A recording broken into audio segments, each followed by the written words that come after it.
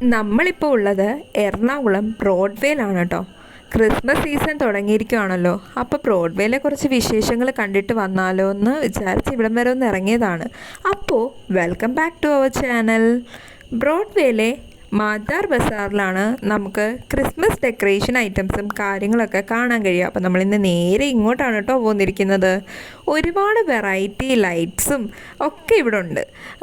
ഈ ലൈറ്റ്സാണ് എനിക്ക് ഒരുപാട് അട്രാക്റ്റീവായിട്ട് അല്ലെങ്കിൽ ഭയങ്കര ഒരു പ്രത്യേകതയായിട്ട് തോന്നിയത്. പല വെറൈറ്റിയിലുള്ള സ്റ്റാർസ്, പല വെറൈറ്റിയിലുള്ള ഇലുമിനേഷൻ ലൈറ്റ്സ്, പല വലിപ്പത്തിലുള്ളതൊക്കെ ഇവിടെ ഉണ്ട്. നമുക്ക് നമ്മുടെ ഇഷ്ടാനുസരണം നോക്കി ഇവിടെ പർച്ചേസ് ചെയ്യാനായിട്ട് പറ്റും. കയറിയ പാടെ എനിക്ക് ഏറ്റവും ഇഷ്ടപ്പെട്ട ഈ ഒരു കണ്ണാടിയും കാര്യങ്ങളൊക്കെ ആയിരുന്നു കേട്ടോ. ഞാനത് ഒരുപാട് തവണ ഇങ്ങനെ ഓരോരുത്തർ വെച്ച് കണ്ടിട്ടുണ്ടെങ്കിലും ഞാൻ ഇതുവരെ വാങ്ങിച്ചിട്ടില്ല. പക്ഷേ ഇത്തവണ ഞാൻ എന്തായാലും അതൊരെണ്ണം വാങ്ങിച്ചു കേട്ടോ.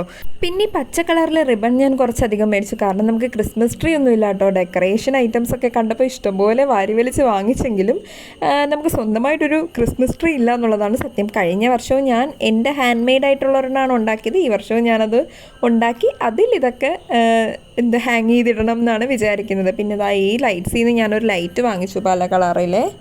ഭയങ്കര ബ്യൂട്ടിഫുൾ അല്ലേ ആ ഒരു ലൈറ്റ്സ് കാണാൻ. ഈ ഒരു ബെല്ല് ഇതൊക്കെ എനിക്ക് ഭയങ്കരമായിട്ട് അങ്ങ് ഇഷ്ടപ്പെട്ടു. നല്ല ഭംഗിയുണ്ട്.